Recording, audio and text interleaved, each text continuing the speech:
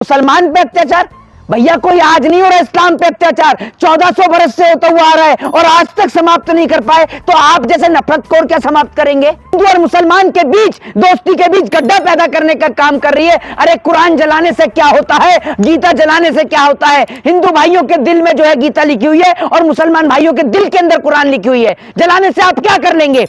आपकी जो राजनीति है हिंदू और मुसलमान को लड़ाने की, यह कभी सफल नहीं हो पाएगी। और एक बात मैं आपको बता दूं कि मुसलमान पे अत्याचार, भैया कोई आज नहीं हो रहा इस्लाम पे अत्याचार, 1400 बरस से होता हुआ आ रहा है और आज तक समाप्त नहीं कर पाए, तो आप जैसे नफरतखोर क्या समाप्त करेंगे? इस देश के अंदर अगर उंगली मुसलमान पे उठेगी तो यह ध्यान रखिएगा कि उसको रोकने वाला हिंदू होगा, और अगर उंगली हिंदू पे उठेगी तो उसको रोकने वाला मुसलमान होगा। सरकार देश की चाहती है कि हिंदू और मुसलमान लड़े, लेकिन हिंदू और मुसलमान कभी नहीं लड़ेगा। जहां सरकार भाजपा की है नहीं है, वहां पर ये दंगाई घुस रहे हैं और सरकार को बदनाम करने का काम कर रहे हैं। रामनवमी के पावन पर्व पर 4000 से ज्यादा पवित्र कुरान को जलाया गया। सबसे पहले तो मुझे शर्म आती है उन दंगाइयों के ऊपर जो लोग कुरान को जलाने का काम करते हैं। अगर मान लीजिए कोई व्यक्ति कुरान को जला रहा है तो कल को कोई गीता को भी जला सकता है, रामायण को भी जला सकता है। मदरसा जला दिया गया सर। देखिए बहुत गंभीर विषय है। सबसे पहले तो मैं उन लोगों की तरफ से आपसे माफी मांगता हूं कि वो लोग हमारे जाति, हमारे धर्म, हमारे मजहब के लोग हैं, लेकिन दंगाई लोगों का कोई जाति, कोई धर्म, कोई मजहब नहीं होता है। लेकिन फिर भी मैं उन भाइयों से हाथ जोड़कर माफी मांगता हूं कि जिन लोगों ने ये जो दंगा किया है, जिन लोगों ने आगजनी करी है, आप लोग आक्रोश में आकर अपने प्रेम भाईचारे को समाप्त ना करें। रमजान का पावन महीना चल रहा है, इस रमजान के पावन महीने में आप सोचिए नवरात्रि भी आई इस महीने के अंदर, अभी बाबा साहब भीमराव अंबेडकर की जयंती भी है, महावीर जयंती भी थी, हनुमान जयंती भी थी।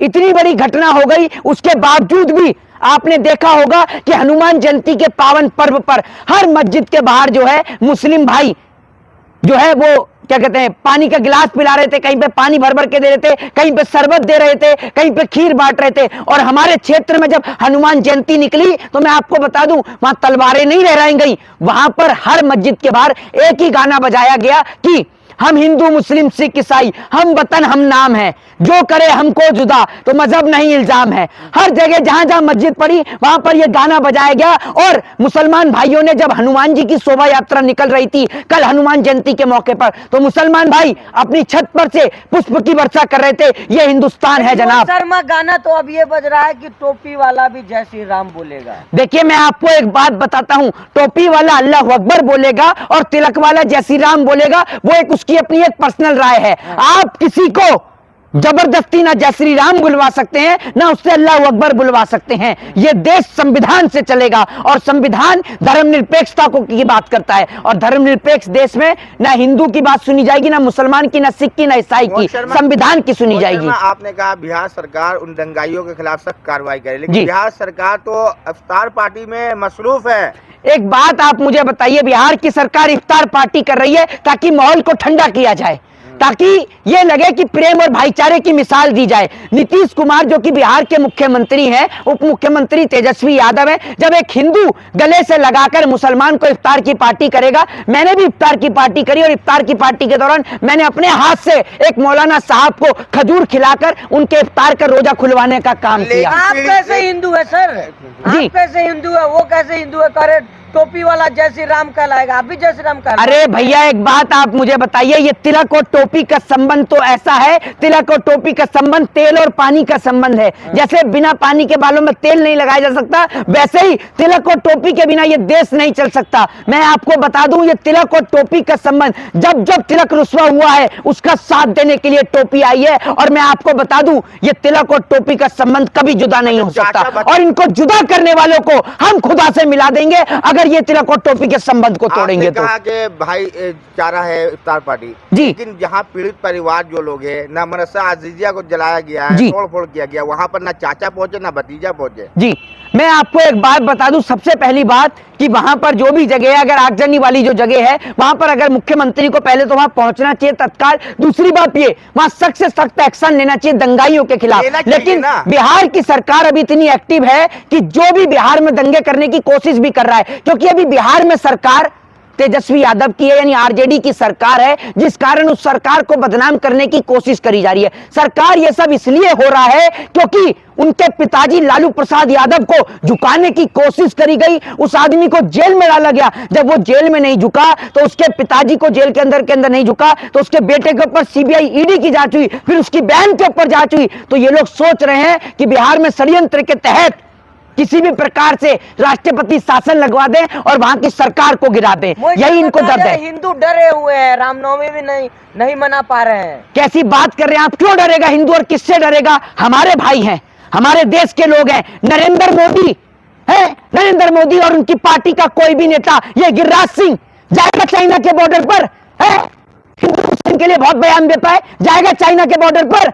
जब 11 देशों के नाम बदल दिए चाइना ने, जाएगी साध्वी प्रज्ञा ठाकुर पर केस कि ऐसी शब्दों का प्रयोग कर रहे हैं। मैं करता हूं, है किसी नेता के अंदर दम? अमित शाह भेटेगा अपने बेटे जैसा को अरुणाचल प्रदेश के बॉर्डर पर? नरेंद्र मोदी जाएंगे?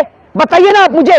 देश के लोगों को आपस में लड़ा रहे हैं। अगर देश के लोग आपस में लड़के, सुन लीजिए, अरे सुन लीजिए मेरी, मैं आपको बताता हूं, सुन लीजिए। एक बार तेजस्वी यादव और जो है नीतीश कुमार को दोषी न ठहराते हुए आप मोदी जी पे चले जाते हैं। एक बात आप मुझे बताइए, दंगा हुआ बंगाल के अंदर, वहां का आदमी पाएगा बिहार का, ममता जिम्मेदार है, मोदी जी जिम्मेदार है। तो एक बात मुझे बताइए ना, वो दंगाई आया कहां से? वो सुमित जो बिहार का रहने वाला था, वेपन लेके कहां से घुसा? ये बताइए ना आप मुझे। सरकार की जिम्मेदारी होती है। सीएम चाहे तो 1 घंटे में दंगा को कंट्रोल कर सकता है, 1 घंटे में, लेकिन पूरा जलने दिया, पूरा बिहार जलने दिया। अच्छा, एक बात आप मुझे बताइए, जब मध्य प्रदेश रामनवमी के अवसर पर जल रहा था तब कहां थे? जब पत्रकारों को नंगा किया गया तब कहां थे? अपना जमीन बेच रहे थे। आप लोग तो वही लोग बैठे नहीं, आप ये बताइए ना। अरे ये तो मुझे ये बता दो, जब उत्तर प्रदेश में होता, जब मध्य प्रदेश में होता तो क्या करते हो? देश में कहीं भी कुछ हो, मोदी जी जिम्मेदार क्यों नहीं है? एक बात आप मुझे बताइए, आज इस नफरत को किसने बढ़ावा दिया है? नफरत की आंख किसने लगाई देश में? नफरत पैदा किसने करी?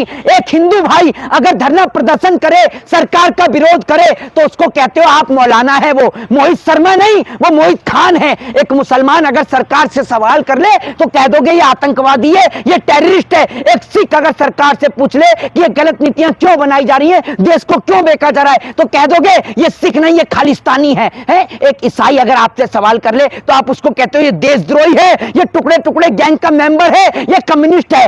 आप देशभक्त की औलाद हो। एक बात मुझे सुन लीजिए, अरे सुन लीजिए, बिहार का सीएम सुन लीजिए, सुई से लेकर परमाणु बम तक इस देश की पुरानी सरकारों ने बनाया, और बेचने वालों को आप देशभक्त बताते हो, और जिन्होंने बनाया उनको आप देशद्रोही बताते हो। होम मिनिस्टर जी कह रहे हैं, अमित शाह जी, कि सरकार हमारी बनवाई है, उल्टा टांग दिया जाएगा इन नेताओं को। तो एक बात आप मुझे बताइए, मध्य प्रदेश में तो आपकी सरकार थी, तो कौन सा वहां पर कथक कली कर रहे थे? जरा ये तो बता दीजिए। आप एक बात मुझे बताइए, मध्य प्रदेश में तो आपकी सरकार थी, वहां क्या हुआ? मामा ने क्या कर दिया? ये तो बता दीजिए आप मुझे। नुकसान हुए कम। अरे भैया कम नुकसान हुआ। सुन लीजिए मेरी बात, टाइट कर दिया है। मेरी बात सुन लीजिए, मेरी बात सुन लीजिए। सिर्फ दंगों, एक बात आप मुझे बताइए, अरे मेरी बात सुन लीजिए, ये गुंडाई जब तक हो रही है, जब तक बीजेपी की सरकार जहां नहीं है, जहां गुंडा मुक्त राज्य है, मिट्टी में मिला दिया। अरे सुनिए, सबको मिट्टी में मिला दिया, मिट्टी में मिला दिया। सबसे ज्यादा नफरत अगर किसी ने पैदा करने का काम किया है तो गंजे नहीं किया, ये भी मैं आपको बता दूं। सम्मान दीजिए। किसको बोल रहा हूँ? किसको बोला है मैंने? किसको? उत्तर प्रदेश की बात हो, गंजा किसको बोल रहे हैं? किसको बोल रहा हूँ मैं? गंजा बोले? किसको बोला आपको पता है? वही तो मैं पूछ रहा हूँ, गंजा कौन है गंजा? वही तो आपने कहा। मैं बात कर रहा हूँ जिसने देश को गंजा किया, बेच के गंजा किया। सरकार से बात कर रहा हूँ मैं, जिसने देश को बेच के गंजा किया। आप बात को बदल रहे हैं। नहीं, मैं बात कर रहा हूँ, नफरत की आग लगाई गंजा कर देश को। प्रदेश गुंडा राज मुक्त कोई, अरे एक बात आप मुझे बताइए, बलात्कारी कुलदीप सिंह सेंगर किसकी पार्टी का? अभी हाथरस में, सुन लीजिए, हाथरस में, जेल में है। अरे जेल में है। यूपी में अगर होते पत्थरबाज मिट्टी में मिला दिए जाते। अच्छा है, तो एक बात आप मुझे बताइए, जो लुल्लू मॉल में पढ़ रहे थे वो क्या कर रहे थे? उनके ऊपर क्या कार्रवाई हो गई, जरा ये तो बता दीजिए। जो लुल्लू मॉल में घुस रहे थे, पता चला वो तो हिंदू थे जो नमाज अदा कर रहे थे। वाह योगी जी वाह, वोट पाने के लिए तो आप किसी भी हद तक गिर सकते हैं। भाजपा ही लोग सिर्फ यही काम करते हैं कि हिंदुओं के क्षेत्र के अंदर ये लोग टोपी लगवा कर दंगा करवाते हैं, और मुसलमान के क्षेत्र में ये भगवा गमछा डलवा के दंगा करवाते हैं। समझ रहे हैं? भारत में जाबाज सीएम वही है। कौन है? योगी आदित्यनाथ। भूल गए? आप भूल गए? सदन में खड़े होकर रो रहा था वो व्यक्ति। हाँ, आप देख लीजिए। और दूसरी बात ये, देश के अंदर सबसे ज्यादा आंख तो इन्होंने ही लगाई है, जो कहते थे इन मौलानाओं को ज्यादा तवज्जो देने की जरूरत नहीं है, और भूल गए उन्हीं मौलानाओं के हाथ आपके प्रधानमंत्री सऊदी अरबिया और दुबई तक जाके चूम रहे हैं, इराक और कुवैत तक जाके चूम रहे हैं। हाँ, तो फिर क्यों कहते हो? नहीं नहीं, एक बात, अरे पेट में दर्द, पेट में, एक बात मुझे बताओ ना, मैं तो यही कहता हूं कि भाईचारे की मिसाइल देने का अगर इतना ही शौक है तो एक बात मुझे बताइए, तो फिर ये बयान क्यों देते हो कि इन मौलानाओं को ज्यादा तवज्जो देने की जरूरत नहीं है? योगी जी ने कितने हिंदुओं की दुकान का उद्घाटन किया, लेकिन लुलु मॉल के मुसलमान का उद्घाटन कर रहे हैं, तब नहीं दिख रहे। भाजपा वाले दमाद मुसलमान पकड़ पकड़ कर ला रहे हैं, तब इन्हें नहीं दिख रहा। भाईचारा, भाईचारा, कोई भाईचारा नहीं है, कोई भाईचारा नहीं है। जनता का चारा बनाकर जनता का इस्तेमाल किया जा रहा है। गरीब जनता मर रही है दंगों के अंदर, गरीब का परिवार का घर चला जाता है, गरीब चला जाता है, किसी की मां, किसी की बहन, किसी का भाई चला जाता है, और नेता लोग सिर्फ वोट बटोर के ले जाते हैं। समझे इस देश की जनता, अनुरोध कर रहा हूं आपसे कि आपसी प्रेम और भाईचारे को समाप्त ना करें, नहीं तो आज अरुणाचल प्रदेश के अंदर 11 जगहों का नाम बदला है। एक दिन विदेशी लोग पूरे देश का नाम बदल के चले जाएंगे, विदेशी लोग देश को लूट के चले जाएंगे, दोबारा गुलाम बनाकर। कौन विदेशी? वही विदेशी जो चाइना के अंदर नाम बदल के चले गए, जो चाइना के अंदर नाम बदल कर चले गए। आपसे सरकार में जो लोग बैठे विदेशी है क्या? अरे चाइना वालों का बात करो, बड़ा ही पागल पत्रकार हो यार, बड़ा ही मूर्ख हो है। चाइना वाले नाम बदले, पागल हो क्या? दिमागी संतुलन खो चुके हो। भैया आपसे अनुरोध कर रहा हूं, ऐसे लोगों के चक्कर में प्रेम खराब ना करें, क्योंकि अभी तो न्यूज रिपोर्टरों को काम मिल गया है मुर्गा लड़ाने का।